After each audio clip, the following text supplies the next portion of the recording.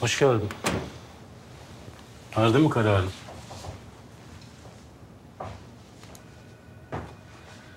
Pek seçeneğim yok zaten. Buradan çıkmak istiyorum. Buradan çıkmak için değil. Bir daha buraya dönmemek üzere karar vermelisin. Farkında mısın? Burada olmamam ve dışarıda kalmam için size çalışmam gerekiyor. Bu üzerinde düşüneceğim ya da karar verebileceğim bir şey değil. Elimde sadece bu var. Sana daha iyi bir hayat sunuyoruz. Orasını bilemediğim için doğru ya da yanlış diyemem. Ama çalışacağım, üstesinden geleceğim. Yalnız bir şartım var. Korkma, şalgam istemeyeceğim. Şartı şurtu yok bu işin ama. Hallederiz. Annem. Annem bu erken tahliye ya da şartlı tahliye işte her ne altsa buna inanmaz. Sebep? Annem nasıl desem biraz değişiktir. Seni tuzağa düşürdüler oğlum. Hapiste olman birilerinin işine yaradı. Bunun artık bir önemi yok. 5 yıl. Çıkınca düşünürüz hepsini. Bir tane oğlum var benim. Kim yaptı? Hı? Hadi anlat bana, gerisini ben hallederim.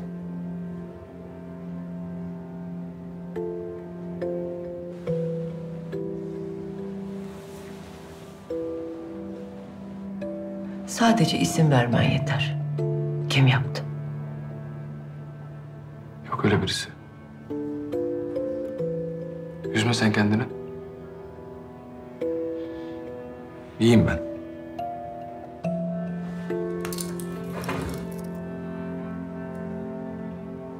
Anneme doğruyu söylemek istiyorum. Oğlum bu çocuk oyuncağı mı? Sen niye anneni karıştırıyorsun? Sen içeriden çıkacaksın. O da sevinecek. Gündelik hayatına devam edeceksin. Bitti. Annemi hiç tanımıyorsunuz tabii, tanımıyorsunuz. Amirim. Benim dedem kabadayıymış. Babam da kabadayıymış.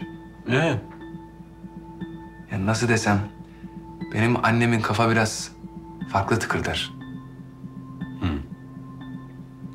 Farklı tıkırdamak. Bu bizim işimizi hızlandırır mı, yavaşlatır mı?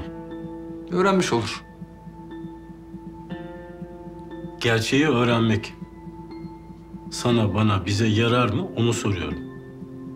Bilmiyorum ama annem gerçeği öğrenirse bizim aramızda yaptığımız bu pazarlığı anlayacak ve kabul edecek. Bu da benim daha rahat çalışmam demek. Kaan, annen yanlış anlama da bu mesele de öyle önemli bir figür değil.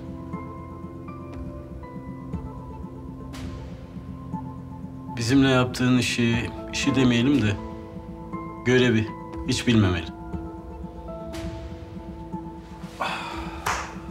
Vallahi ben anladım seni amirim. Sen de beni anla. Şart dediğim bu. Yani annene söylemeni kabul etmezsek işi yapmayacak mısın? Yani tabii doğal olarak böyle bir sonuç çıkıyor. Aynen. Şaka mısın sen? Bir dakika var, bir dakika. Sen şimdi bu ana kuzusu rolünü gece mi düşündün? Düşünmüş. Düşünmüş.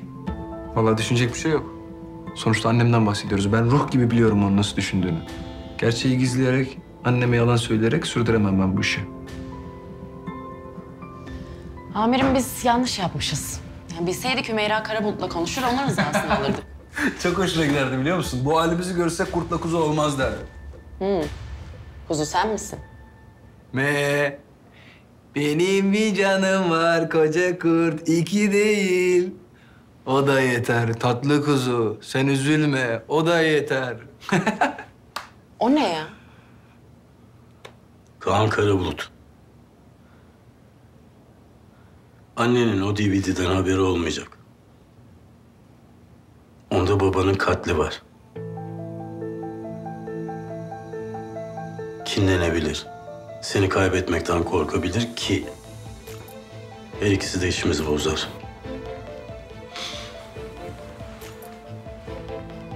Ne diyeceğim peki? Polise çalışıyorum diyeceksin. Yaptığın işin mahiyetini, nerede ne yaptığını söylemen gerekmez. Bitti.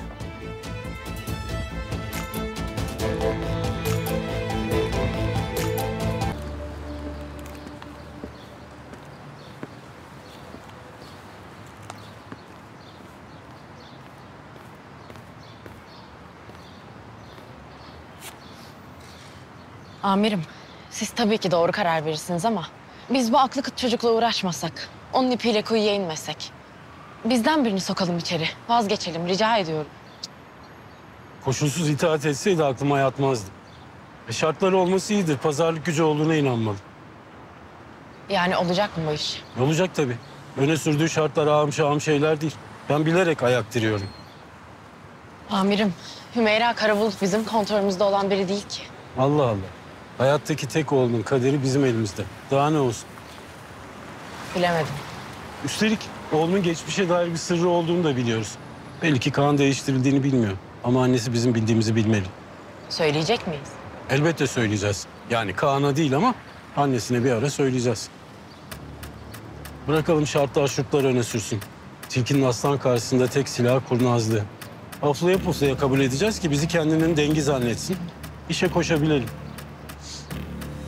Kaan çıkarıyorum yani. Evet evet. Bırak biraz dolansın ama abartmadan. Hadi Bahar hadi hadi.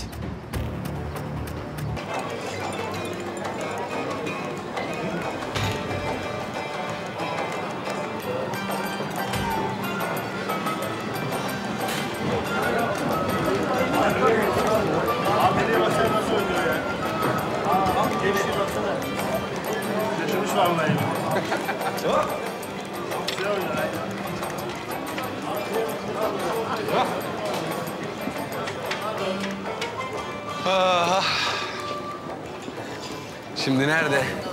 Keman, klarnet, kanun. Vallahi yok artık. Anca elektro sazda darbuka kaldı. Ne yapıyor kardeşim bu millet? Kol bastı oynanır gibi fidayda mı oynanır? Mercimek mi? Farhan'a. Organik takılıyorsun. Milli Eğitim Şurası'nda numune olarak gösterilebilirsin biliyorsun değil mi? Eğitim zayiatı örneği olarak. Vallahi güzel konuşuyorsun amirim yani. Siyasete falan gidersin bence. Neden buradasın sen? Hı? Hiç düşündün mü bunu?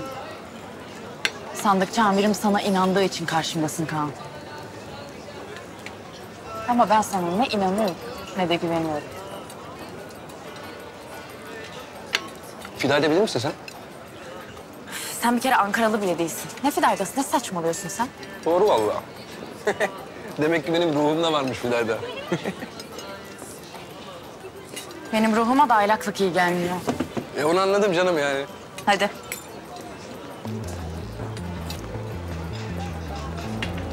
Bekle beni İstanbul. Geliyorum. Geç Kaan. Amirim lütfen ya. Kaan, geç.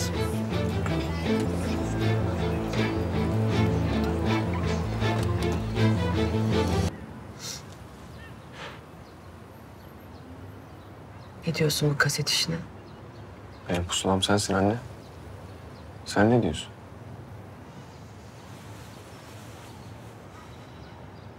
İki şey düşündüm ben. Birincisi, bu söylenenler doğru mu? Doğru mu? Doğru olsa bile bunun bir önemi yok. İspat edecek olan polis. Yalan olma şansı var mı? Olabilir. Yine döndük başa o zaman. Yok, dönmedik. Başa dönmedik. Elimizde bilgiler var. İki şey dedi. İkincisi ne? İntikam almamızı istiyorlar onu. Kim istiyor bunu? Bir şey diyeceğim ama kızmak yok. O ne demek oğlum? Dedim ya, benim pusulam sensin. Ben baba görmedim. Eksikliği nedir? Demedim. Yok. Demedim, değil mi? Doğrusu bu. Doğrusu bu. O yüzden bu kasetin benim için bir anlamı yok. Ben intikam alacaksam sana çektirdikleri için alacağım. Sana da çektirdiler. Sana da çok şey yaşattılar oğlum. Bak, babasız bıraktılar seni. Ben baş etmişim onunla. Edemedin. Baş edemedin. Baban olsaydı hapse girmeyecektin. Başka bir hayatımız olacaktı bizim. Hayatımızla oynadılar. Bak. Sana bir şey diyeceğim. Eğer bir gün birimiz bunu unutursak hatırlatalım, olur mu?